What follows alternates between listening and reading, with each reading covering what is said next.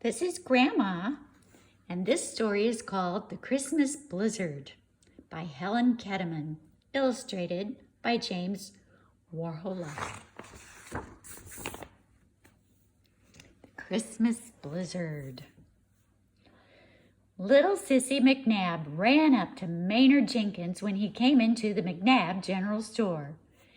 "Mr. Jenkins, she cried. "The weatherman says we're going to get a blizzard tonight." Said the old man.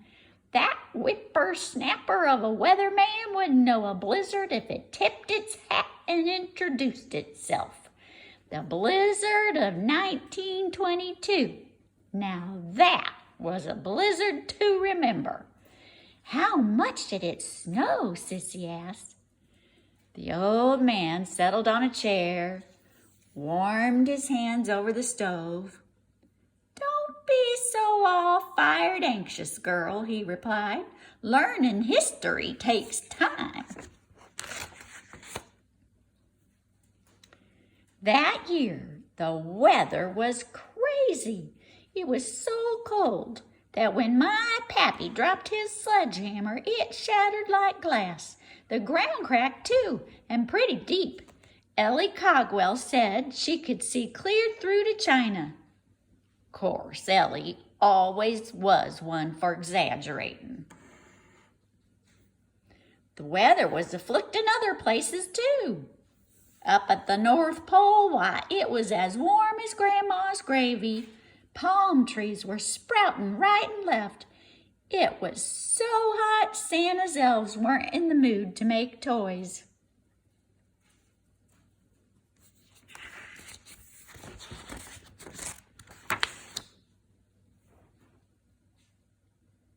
So Santa packed up and moved his whole workshop, elves, reindeer, and all. He looked for the coldest spot in the world and ended up settling right here.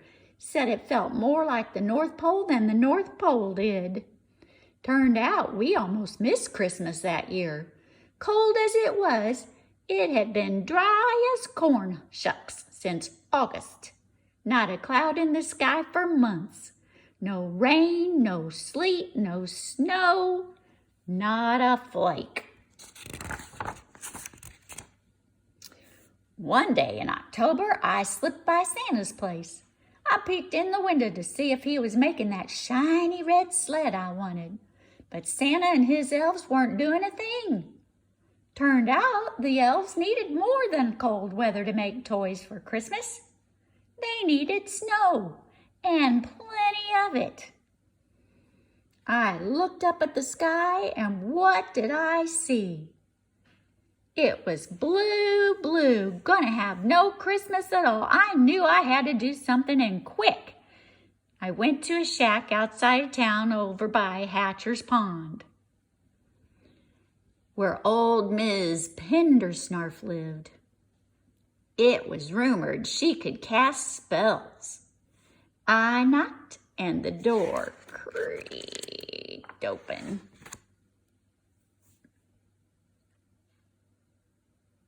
Miss Pendersnarf seemed old enough to be Santa's granny. Her hair was piled up like a rat's nest, and she was so squinty-eyed I couldn't tell for sure if she had eyeballs or not. She looked awful scary. "What is it, boy?" she croaked. I gathered my courage and told her why we needed snow.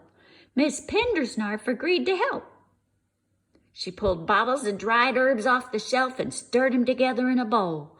She lit a match and the herbs flared up, then fizzled and smoked. Miss Pendersnarf smiled a snaggle-toothed grin. "There's gonna be a wind," she said. "A strong wind. That's all you need, boy. Nature'll do the rest." I was halfway home when the wind whipped up. Woo-wee, did that spell work great. It lifted me and blew me all the rest of the way. That night the wind howled and whistled, got stronger by the hour. By morning, frozen trees had been shattered into firewood and blown into stacks. By afternoon, rain clouds had swept in all the way from Seattle, Washington, and then as suddenly as the wind had begun, it stopped.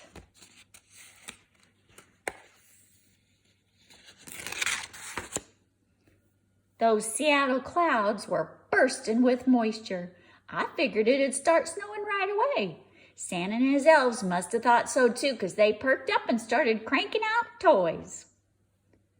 But nature wasn't through with us yet. Those clouds looked heavy, but they didn't do a blessed thing. Later, in the dead of night, I heard a loud crash. Felt just like an earthquake and threw me out of bed. And the racket sounded louder than one of those newfangled jet airplanes.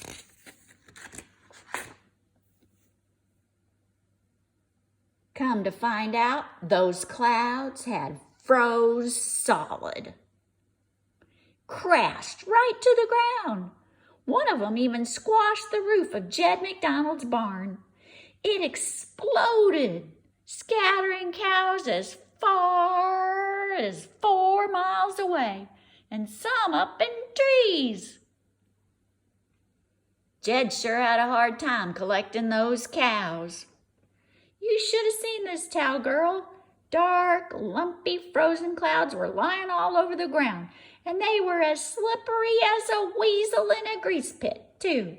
It was so slippery Santa's reindeer wouldn't have been able to get off the ground to deliver toys. I had work to do.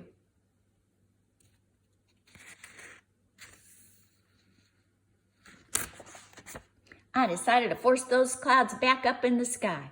So I slid all over town, lighting bonfires with the frozen stacked firewood, and everyone pitched in. Wasn't long before those clouds started thawing out, and when they did, they rose back up in the sky where they belonged. We kept the fires going round the clock till it finally got warm enough to snow.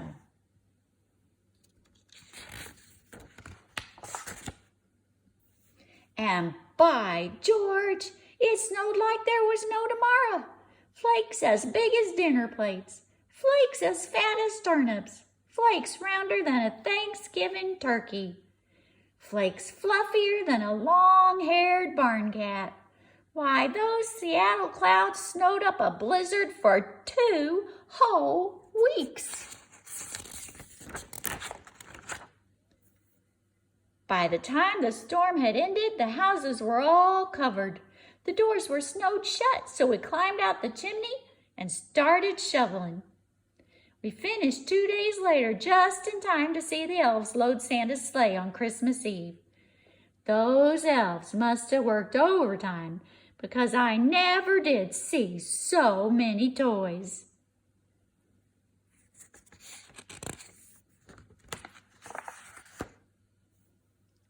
On Christmas morning, I woke up, and there under my Christmas tree was the red sled I asked for.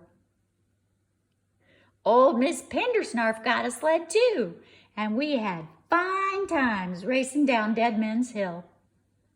We sledded all spring and into the summer.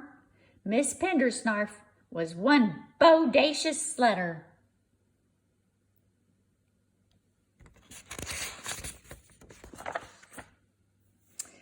It was because of her that the town got its new name. We had voted to change it from Waterville to Blizzard because of the storm.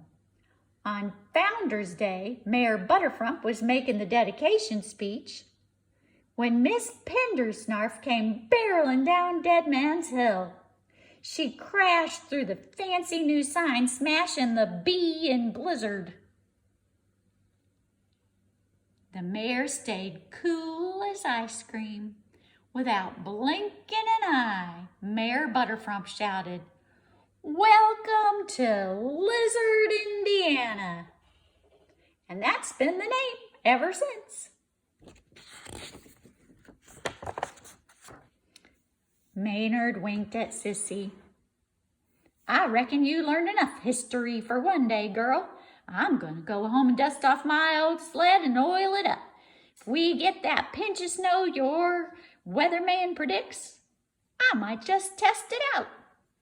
Maynard waved as he disappeared out the door.